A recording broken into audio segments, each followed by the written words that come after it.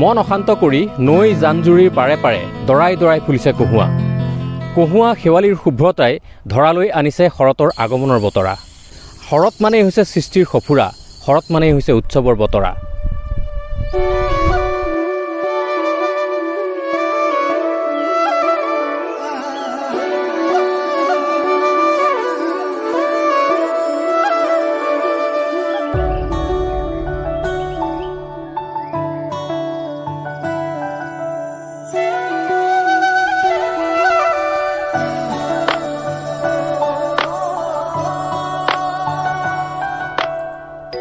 নমস্কাৰ, আপোনালোকে চাই আছে তপন শইকীয়াৰ সৃষ্টি সাধনা। লাহে লাহে ধৰাৰ বুকুলৈ শৰতৰ আগমন ঘটিছে আৰু এই সময়ছোৱাত শাৰদীয় সুবাসেৰে প্ৰকৃতি নদন বদন হৈ পৰিছে। এতিয়া মই য'ত উপস্থিত আছোঁ, চাৰিওফালে আপোনালোকে দেখিছে যে দৰাই দৰাই কহুৱা ফুলিছে।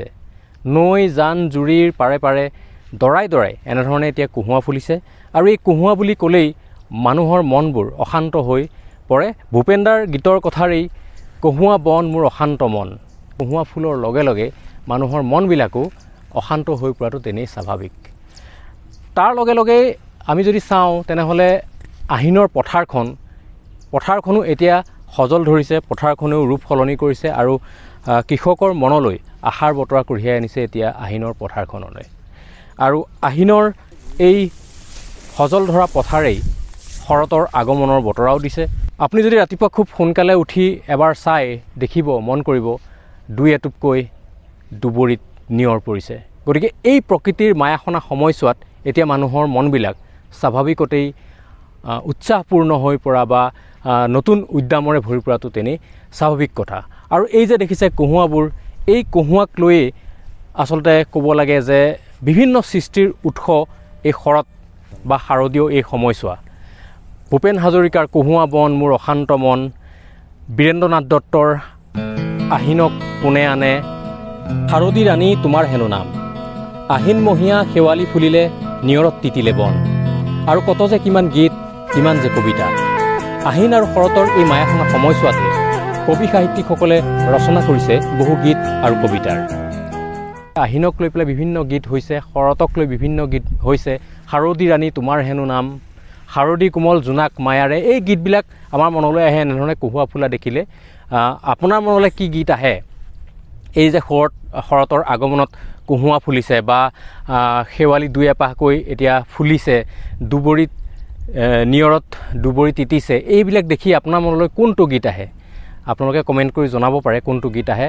মোৰ মনলৈ অহা গীতবিলাক মই কৈছোঁ, xarodi ৰাণী তোমাৰ হেনো নাম, আহিনক কোনে আনে, xarodi কোমল জোনাক মায়াৰে, এনেধৰণৰ বিভিন্ন গীত ৰচনা হৈছে। আৰু শৰৎ বুলি ক'লেই আচলতে সৃষ্টিৰ সম্ভাৰ, সৃষ্টিৰ সফুৰা, আৰু শৰৎ বুলি ক'লেই আচলতে উৎসৱৰো বতৰা। কাৰণ এই শাৰদীয় সময়ছোৱাতে বিভিন্ন যিসমূহ পূজা হয় বা উৎসৱৰ বতৰ লাহে লাহে ধৰাৰ বুকুলৈ আহে। গতিকে এই সময়ছোৱাতে মানুহৰ মনবোৰ আচলতে জীপাল হৈ উঠে শাৰদীয় এই সময়ছোৱাত। গতিকে শৰৎ বুলি ক'লেই মানুহৰ মনলৈ নতুন চিন্তা আহে, নতুন উদ্যম আহে। শৰৎ বুলি ক'লেই মানুহৰ মন বিভিন্ন সৃষ্টিৰাজিৰে ভৰি পৰে। বিভিন্ন মই কৈছোঁ ইতিমধ্যে গানৰ কথা, তাৰ লগতে কবি সাহিত্যিকসকলৰ কথাও যদি চায় তেনেহ'লে এই সময়ছোৱাতে বিভিন্ন ধৰণৰ সৃষ্টি হয়। শৰতক লৈ, শাৰদীয় সময়ছোৱাক লৈ কবি সাহিত্যিকসকলেও বিভিন্ন ধৰণৰ তেওঁলোকে সৃষ্টি কৰিছে, কবিতা ৰচনা কৰিছে। আনকি শ্ৰীমন্ত শংকৰদেৱেও শৰৎ বৰ্ণনা কবিতাৰ জৰিয়তে এই সময়ছোৱাৰ যি সৌন্দৰ্য সেয়া ব্যাখ্যা কৰি থৈ গৈছে।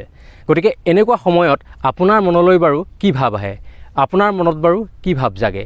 আপুনিও কমেণ্ট কৰি জনাওক। আৰু এই ভিডিঅ'টো চাই যদি আপুনি ভাল পাইছে তেনেহ'লে নিশ্চয় এটা লাইক কৰিব, ভিডিঅ'টো শ্বেয়াৰ কৰিব পাৰে। এই সময়ৰ চোৱাৰ যি সৌন্দৰ্য, সেই সৌন্দৰ্য আনকো দেখুৱাব পাৰে। আৰু চেনেলটো যদি নতুনকৈ চাই আছে তেনেহ'লে ছাবস্ক্ৰাইব কৰিবলৈ নাপাহৰিব। এনেধৰণৰ বিভিন্ন ভিডিঅ' এই চেনেলটোৰ জৰিয়তে মই আপোনালোকলৈ আগবঢ়াই আহিছোঁ। ধন্যবাদ। শৰৎ অভিমানৰ নতুন পোহৰ। শৰৎ আহিছে বাবেই গুণগুণ দুবৰিত বাজিছে নিয়ৰৰ গুণগুণ গান। শৰৎ আহিছে বাবেই শেৱালি ফুলিছে আৰু শৰৎ আহিছে বাবেই কবিয়ে নতুনকৈ কলমটো আকৌ লৈছে।